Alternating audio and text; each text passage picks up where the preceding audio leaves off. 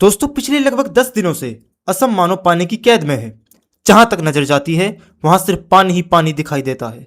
लेकिन इस अथाह पानी से भी ज्यादा भयानक वो मंजर है जो इस बाढ़ ने पीछे छोड़ दिया है।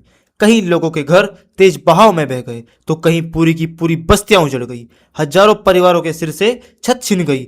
लोग राहत शिविरों में रहने के लिए मजबूर हैं, जबकि सड़कों और खेतों में पड़े मवेशियों के शव इस तबाही की भयानक कहानी को बयां कर रहे हैं। चारों ओर चीख पुकार, बेबसी और बर्बादी का ऐसा दृश्य है जिसे देखकर किसी भी इंसान की रूह कांप उठे। दोस्तों असम में आई भीषण बाढ़ ने पूरे राज्य को गहरे संकट में धकेल दिया है। गांवों की गलियां, खेत खलियान और मुख्य सड़कें पानी में समा चुकी हैं। कई इलाकों में सड़कें अब सड़कें नहीं रही बल्कि नदी में बदल चुकी हैं। लोगों के घरों की पहली मंजिल तक पानी पहुंच गया है। हजारों परिवारों को अपना सब कुछ छोड़कर सुरक्षित स्थानों की ओर भागना पड़ रहा है।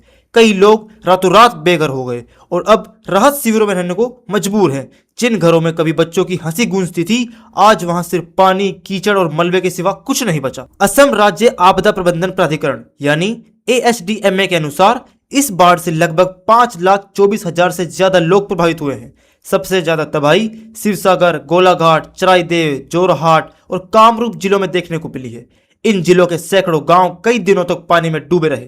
कई गांवों का संपर्क जिला मुख्यालय से टूट गया, जिससे लोगों तक समय पर राहत पहुंचाना भी प्रशासन के लिए बड़ी चुनौती बन गया। इस भीषण आपदा में अब तक 68 लोगों की मौत हो चुकी है और न जाने कितने लोग तो ऐसे हैं जिनकी अभी इसमें गिनती में नहीं। कई लोगों की जान तो तेज बहाव में बह जाने से गई तो कई हादसों और बाढ़ से जुड़ी अन्य परिस्थितियों के कारण अपनी जान गंवा बैठे। हर गुजरते दिन के साथ ये मौत का आंकड़ा बढ़ता जा रहा है दोस्तों। हजारों परिवार पर दुखों का पहाड़ टूट रहा है। हालत इतने गंभीर हो चुके हैं दोस्तों कि अब बचाव के लिए राष्ट्रीय आपदा मोचन बल NDRF, SDRF, भारतीय सेना, सिविल डिफेंस और स्थानीय प्रशासन को एक साथ मोर्चा संभालना पड़ा। प्रभावित इलाकों में नावों की मदद से लगातार बचाव कार्य चलाए जा रहे हैं। जिन गांवों तक सड़क पूरी तरह बंद हो चुकी है वहां नावों के जरिए लोगों को सुरक्षित स्थानों तक पहुंचाया जा रहा है। इसी रास्ते से भोजन, पीने का साफ पानी, दूध, दवाइयां और अन्य आवश्यक सामग्री लोगों तक पहुंचाई जा रही है। लेकिन इस बाढ़ ने केवल लोगों के घरों को नहीं उजाड़ा दोस्तों, बल्कि असम की कृषि व्यवस्था को भी गहरा झटका दिया है। सरकारी आंकड़ों के अनुसार 37,140 हेक्टेयर कृषि भूमि अब भी पानी में डूबी हुई है। धान और अन्य फसलें पूरी तरह बर्बाद हो चुकी हैं। हजारों किसानों की महीनों की मेहनत कुछ ही घंटों में पानी के साथ बह गई। अब उनके सामने सबसे बड़ी चुनौती अपनी आजीविका को दोबारा शुरू करने की है दोस्तों। पशुपालन पर निर्भर परिवारों की स्थिति तो और भी दयनीय हो चुकी है।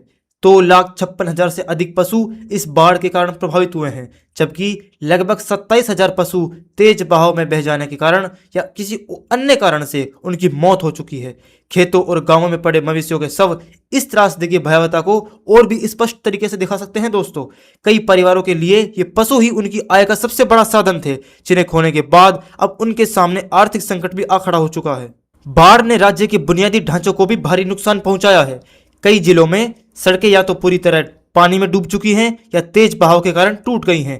विशेष रूप से जोरहाट, शिवसागर और चराईदेव जिलों में कई प्रमुख सड़कें क्षतिग्रस्त हो चुकी हैं।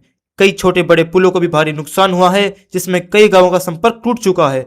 राहत सामग्री पहुंचाने और लोगों को सुरक्षित निकालने में प्रशासन को काफी मुश्किलों का सामना करना पड़ रहा है। रिहायशी इलाकों में भी तबाही का मंजर साफ दिखाई देता है। सरकारी आंकड़ों के अनुसार 171 घर पूरी तरह नष्ट हो चुके हैं, जबकि 4,500 से ज्यादा घर आंशिक रूप से क्षतिग्रस्त हैं। कुछ टूट गए, कुछ बह गए, कुछ के छत उड़ गई। बहुत ज्यादा क्षति हुई है इन बाढ़ के पानी से। हजारों परिवार ऐसे हैं जिनके पास अब रहने के लिए सुरक्षित घर तक नहीं बचे। बाढ़ का पानी उतरने के बाद भी उनके घरों में कई कई फीट तक कीचड़ और मलबा जमा हुआ है, जिसमें उन्हें रहने के लिए कुछ भी नहीं बचा, जिसे साफ करने में भी कई दिन लग सकते हैं। हालांकि कुछ इलाकों में पानी का स्तर धीरे धीरे कम हो रहा है, लेकिन असली चुनौती अब शुरू हुई है। लाखों लोगों के सामने अपने घरों को फिर से बसाने, खेतों को दोबारा तैयार करने और बच्चों की पढ़ाई शुरू कराने और सामान्य जीवन में वापस लौटने की लंबी लड़ाई है। सरकार राहत और पुनर्वास का दावा कर रही है, लेकिन बाढ़ की ये त्रासदी एक बार फिर ये सवाल खड़ा करती है कि आखिर असम को हर साल इस तरह की विनाशकारी बाढ़ क्यों झेलनी पड़ती है और इसका स्थायी समाधान कब तक निकलेगा।